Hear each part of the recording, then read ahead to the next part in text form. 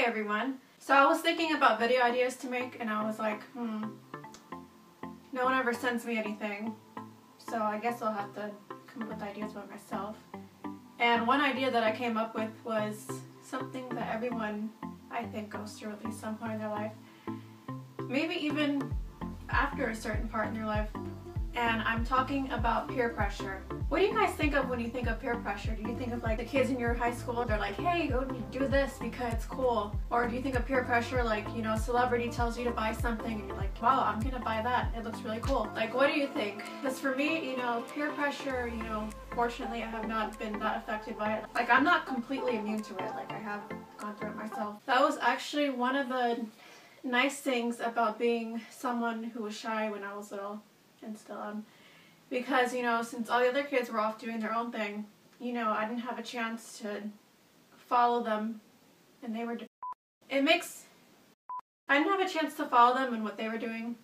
You know, like, this is a bad explanation, but I think you know what I mean. Like, I didn't have that experience with those kids to copy what they do.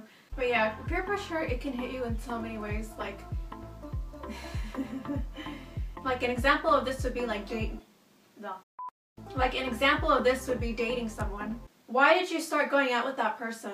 Like, if you were someone who dated like when you were like 12 or 13, you know, that was the age when like everyone started to go out with each other. I was like, what? What's going on? Everyone's getting paired up. You just got here like 10 seconds ago.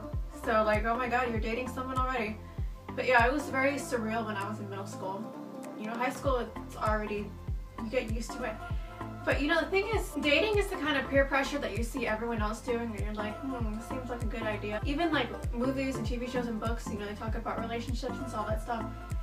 And it's just so odd to me. Like I said before, if you started dating someone like at age 12, why did you? Like, did you actually like that person and you wanted to get to know them better? Or did you start dating someone because everyone else was dating someone? Because that's another form of peer pressure. And that's, you know, one of the things I really, really do not like about humanity is that, like, people have the power to make you feel loved and welcome, and, you know, like, that's the nice thing about being social is that, you know, you get to connect with people, they can relate to you, you can help each other. But then also people have this really bad tendency to shame people and to isolate them.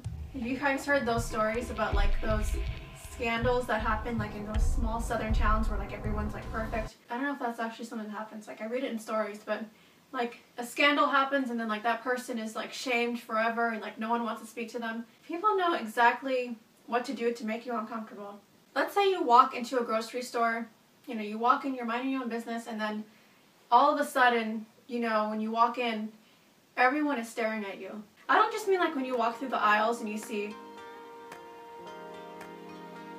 you know, I don't mean like a quick glance. I mean, like, what if you walk into a store and then everyone just stared at you like this?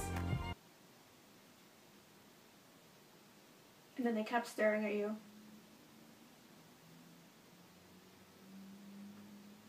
Like, that's very uncomfortable. I remember when I was in that communication class in college, like, of course the classmates are not going to say anything most of the time because, you know, a lot of college students, they act mature in the classroom. They could be thinking all sorts of mean things, but you know, like, you see people when they're looking at you in the speech, they're like,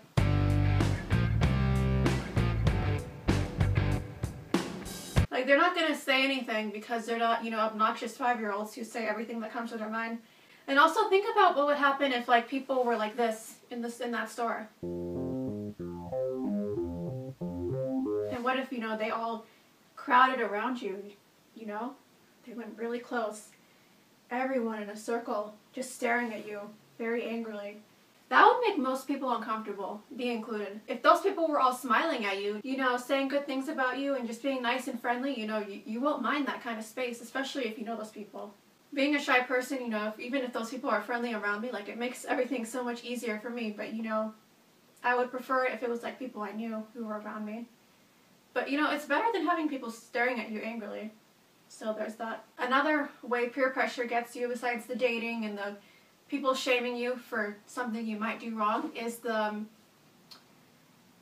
what was it? This is one of those things that makes me like, people. You know, there are some people, you know, they validate someone based on if they're in a relationship or not. And I honestly do not get that. There's some really horrible people out there who are like rude and like racist and just about every is you can think of, you know, just really horrible people.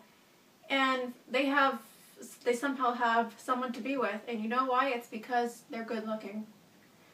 So if someone has someone, it doesn't necessarily mean that they're a good person, you know?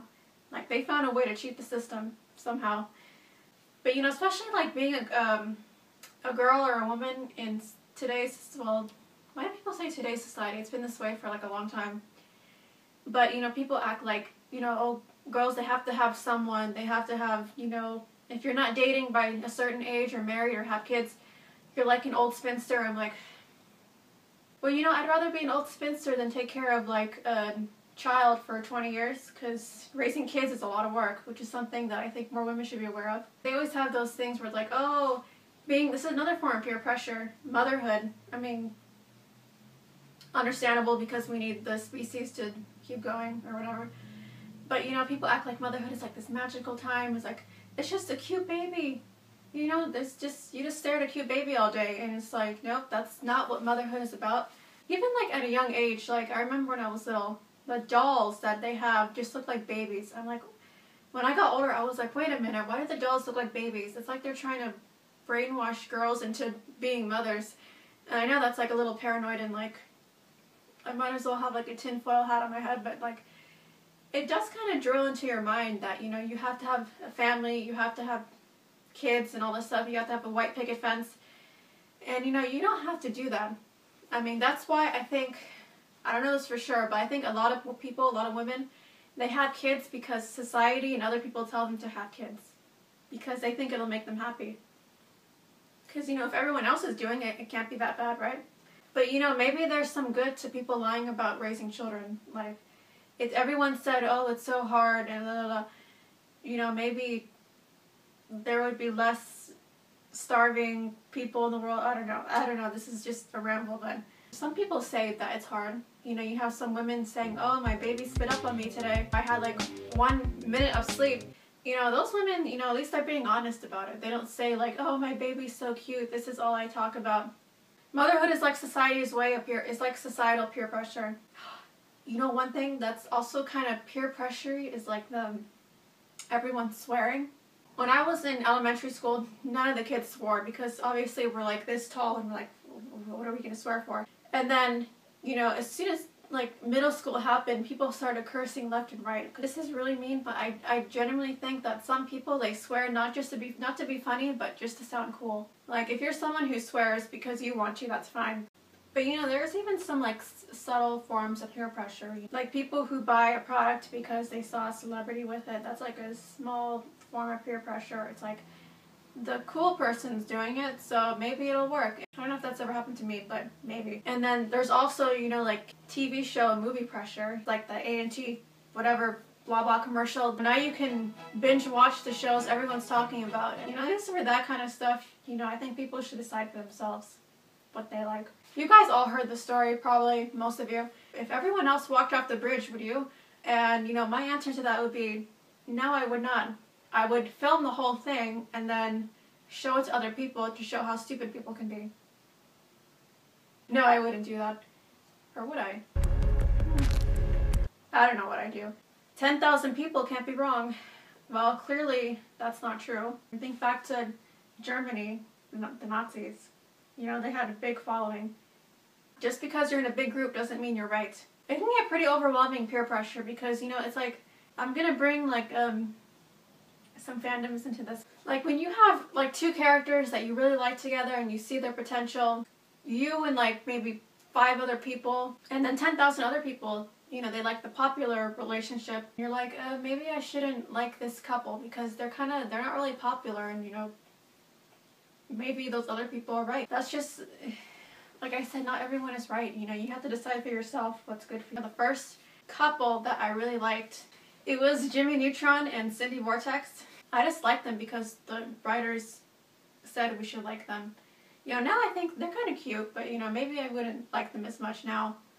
You know, because they're kind of obvious. Hi, I'm Paul. Anyone remember that? Yeah, I didn't do that as good as the monkey did. I think the first actually like independent, not influenced by anything, because they're just so cute and they have like a good relationship and friendship, and like I really connected with that. It was Phil and Keely from Phil the Future. I think that was the first one that I actually started to think for my own mind a little bit. Like, not just because they were an obvious couple like the other ones, but they were like, they have such a good friendship, and like everything was just great. The first time I actually started to appreciate the relationship between two people was like, this is like an unconventional kind of relationship, but you know, they're not related, so it doesn't matter. But it was Derek and Casey from Life with Derek. This is like back when YouTube started. Like, everyone would just like make fan videos about them and like manipulate the scenes to make it look like they were dating. I mean, I used to make fan videos. And the first one I made was a Jimmy Neutron one with Jimmy and Cindy, like when they were stranded on the island.